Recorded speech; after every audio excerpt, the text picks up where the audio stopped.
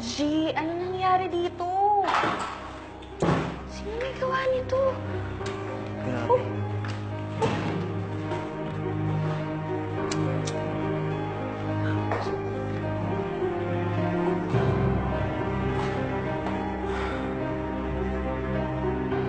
Sino sa inyong gumawa ito?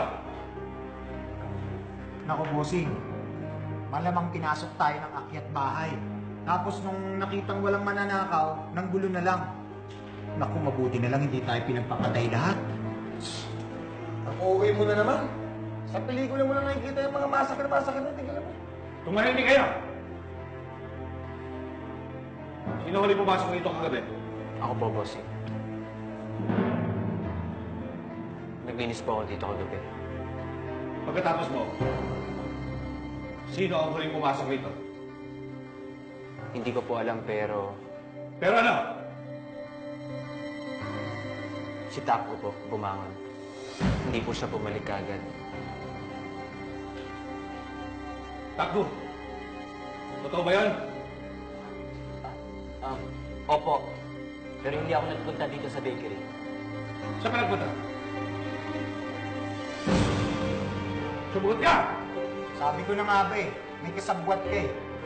Aminin mo na sino mga kasama mo. Hindi nga ako nagpunta rito at wala akong kasabwat ng mga magnanakaw. Kung hindi ka pumunta dito, bakit hindi mo sabihin kung saan ka nagpunta kagabi?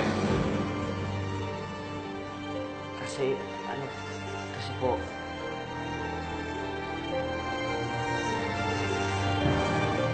Ako ho, bossing ang kasama niya kagabi. Tinawag ko po siya dahil may importante akong sasabihin sa kanya. Huwag mo na siya pagtakpan, Kuya Victor. Baka umubuso yan. Kung ano pa sumunod na mangyari dito sa Hindi ko bakery. siya pinagtatakpan. Totoo ang sinasabi sa inyong lahat. Totoo ba yan, Takbo? Hindi na mahalaga yun. Basta hindi ako nanggulo dito sa bakery. Pasaway kasi.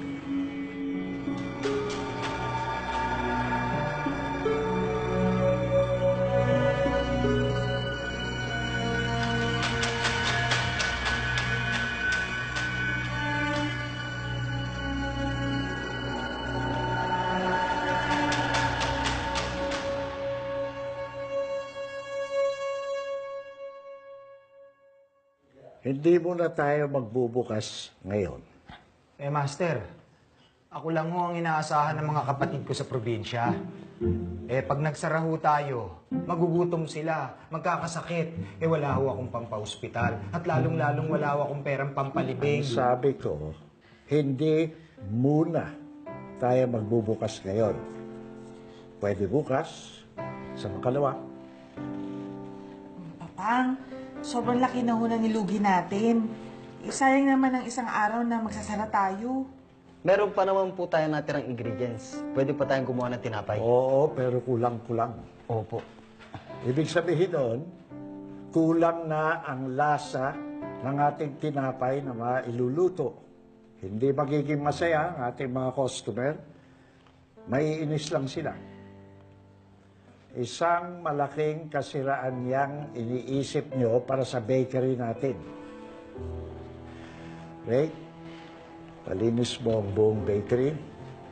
Magkabit ng karatula sa labas. At hindi muna tayo magbubukas ngayon. opo, Papang.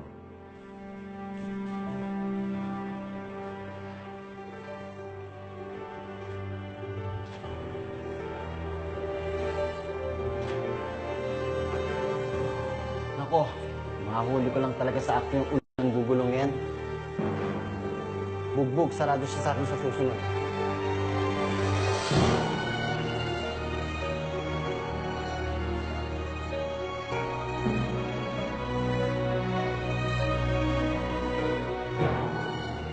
Yung kamao mo, tutustahin ko na yan sa oven.